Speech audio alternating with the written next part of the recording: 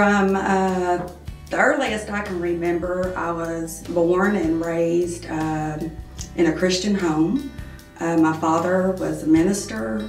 My mom was a stay-at-home mother and a preacher's wife. I went to school at church. My whole life revolved around being in the church. I can remember even being a child and playing. I would gather up my baby dolls and I would sing to them about Jesus. I would talk to them about Jesus. So God was my whole life growing up as a kid.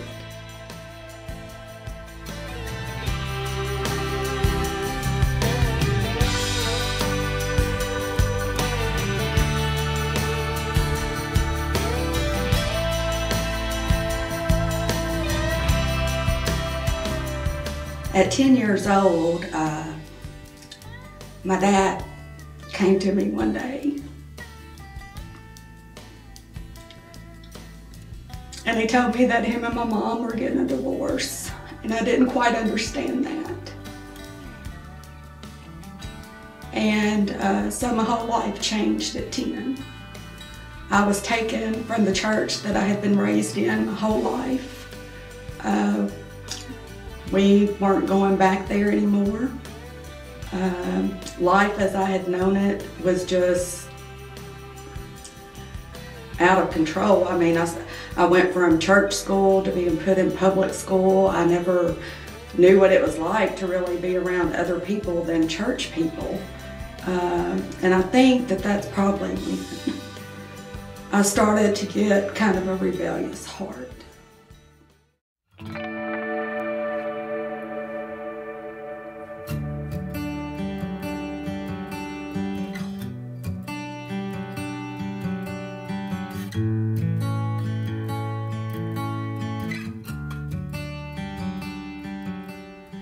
So at the age of 15, I was introduced to alcohol. And at first I would just drink on the weekends to try and fit in with everybody else, because after my parents had gotten divorced, I just really felt like I never fit in anywhere. If one parent made me mad, I would go live with the other parent. If that one made me mad, I would go back to the other parent's house. So I was never in one place for very long, because trust me, I was getting in a lot of trouble. Eventually, the drinking wasn't just on the weekends anymore. I would start drinking during the week. I would even take alcohol to school and hide it in my purse. And at lunchtime, I would sneak in the bathroom and mix me up a drink. And by the end of my 10th grade year, I wasn't doing so hot in school, and I would sleep through all my classes. So I decided to drop out of school because my grades weren't good enough, and I wasn't going to be somebody that's 20 years old and still in high school.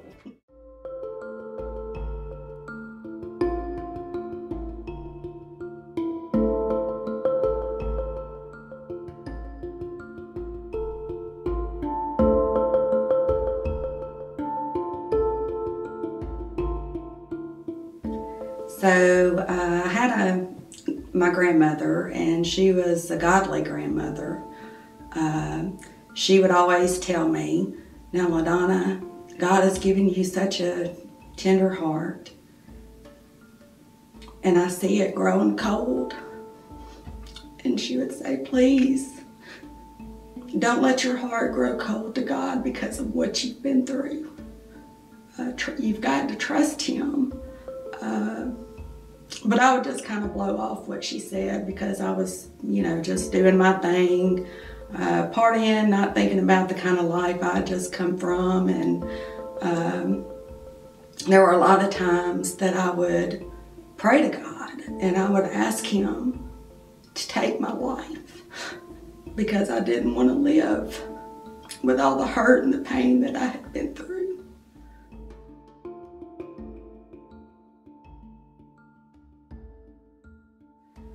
So I kind of changed my prayer around and was asking God then to give me somebody that would just love me no matter what, that they would just love me for who I was and what I was, even though I definitely wasn't a Christian. I just wanted somebody to love me.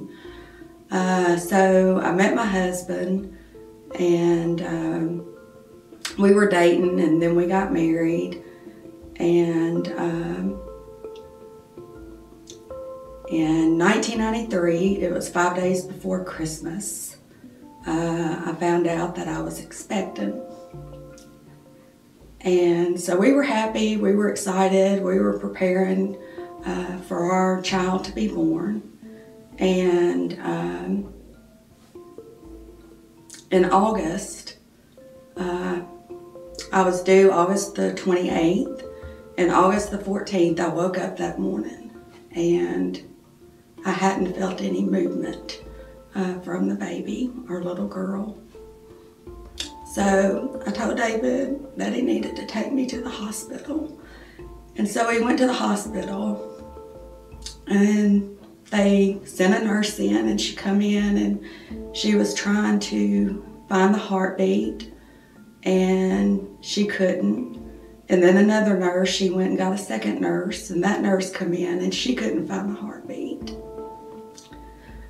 By the time the fifth nurse came in and they couldn't find a heartbeat, I knew that my baby was no longer alive.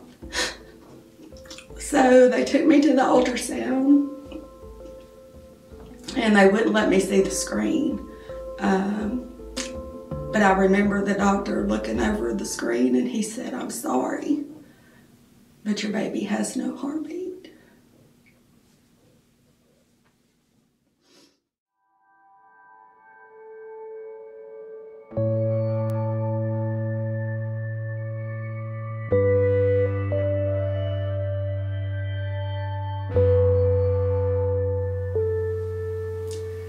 So after that, they told me that they were going to admit me to the hospital and that they were going to induce my labor. And where I thought they would probably do a C-section, they said no, that I would have to have her like I would like any other person that was that far along in pregnancy. So they put me in the hospital, and I was getting induced. And all night that night, I kept thinking, this is just a dream, this isn't really happening. And every time I would open my eyes and I would see myself in the hospital room, I knew that it wasn't a dream. I could feel the anger and the bitterness coming up in my heart. And I knew enough about God from being raised the way I was. I knew enough about Him that He was the one that holds the whole world in His hands, that everything has to come through Him, and that He's the one who gives life and He's the one who takes life. And the more I thought on it, I can remember laying in that hospital bed, and I told God, I hate you, and I never ever want anything to do with you again.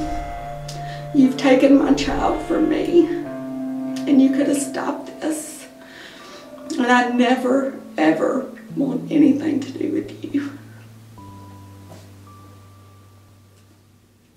So on August 14th, that evening, I gave birth to my daughter. And 2 days later, we were at the graveside funeral. And the funeral was over, and my husband and I were sitting there. And I can remember my father-in-law coming up and putting his mouth like right in between mine and my husband's ears. And he said, "Whatever you do, please don't give up on God. He does love you."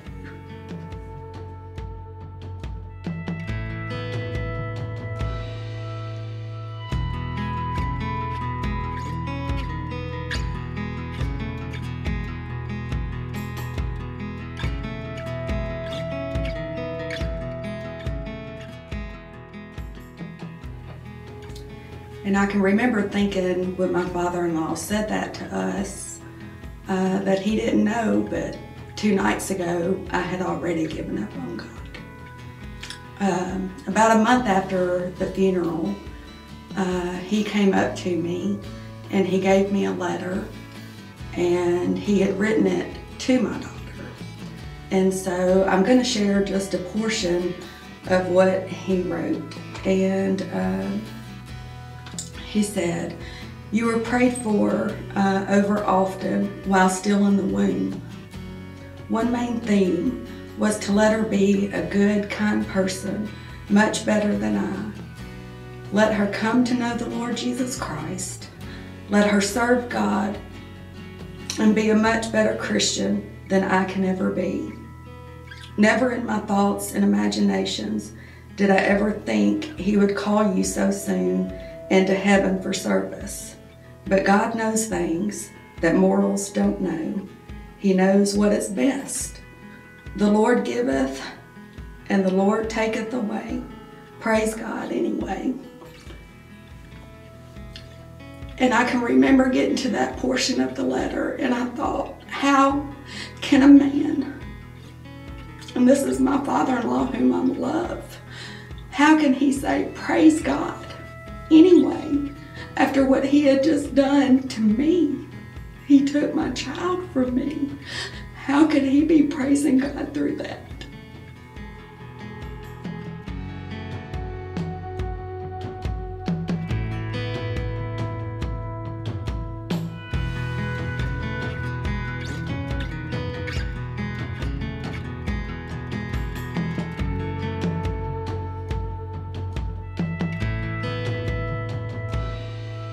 So about 10 years has gone by since the death of our little girl, and our oldest son sometime during that 10 years, our oldest son, Justin, had gotten saved, and he would beg us, me and his father, to go to church with him, and even just to take him to church. But every time he would ask, I would always be like, no, I've got a headache today, I've got a stomach ache today. I didn't want to tell him how angry I was with God. But one night, Justin had a baseball game, and the game was over, and I went to give Justin a Gatorade. And as I was coming back, my husband was talking to a couple that go here to White Baptist. And so as I walked by them, David said, hey, Ladonna, come over here for a minute. So I walked over there, and he said, Brad and Melanie have invited us to go to church with them tomorrow. And I can remember giving David the evil eye. Like, how could you put me on the spot like this? You know my feelings. So I said, yeah, I reckon we'll go. And so the whole way home from the ball field that night, David got an earful. I was mad. I was angry at him for putting me on the spot like that. And I didn't want to go to church. I didn't want to be in church. So I told him, I said, well, that's fine. You know, we've already told him we're going to go, so we're going to go. But do not expect me to go to Sunday school, because I'm not going to Sunday school. So we went to church that morning, and after it was over, I told David, I said, well, I don't reckon it was that bad. So the next week, he's like, hey, do you want to go again? I said, yeah, I reckon. I said, but I'm going to tell you something. I said, I'm going to be watching this preacher there, and I'm going to see if he lives his life by what he preaches. And I promise you, if I see anything that I think is not what he's preaching, how he lives when he's away from the pulpit, I said, then I will know that this is all a joke and that this is not real. And I said, and when that happens, don't expect me to go to church anymore.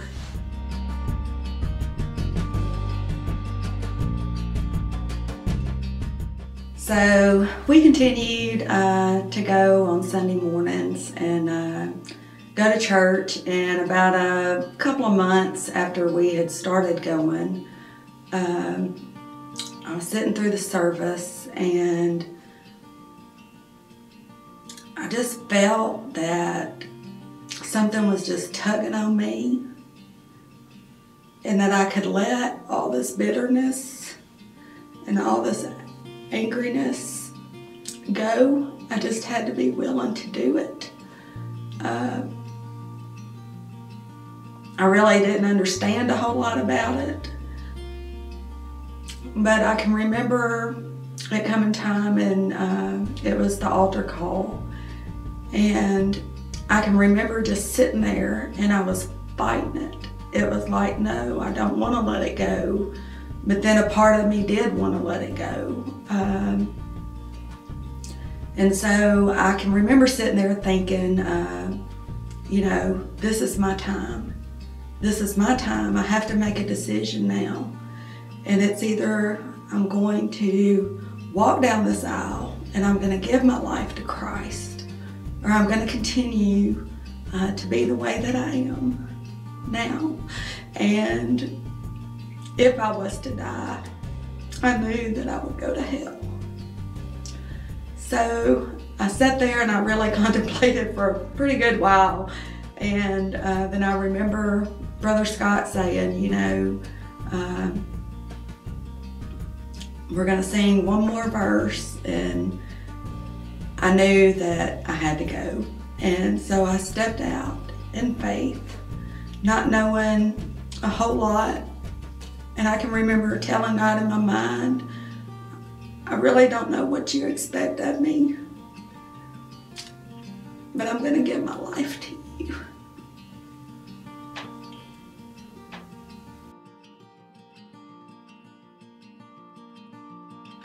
So since giving my life to Christ and Him saving me, the anger and the bitterness just went away. Where before I had said I would not go to Sunday school, I ended up becoming a Sunday school teacher. God has also used my two sons who are actively in ministry and serving in churches right now.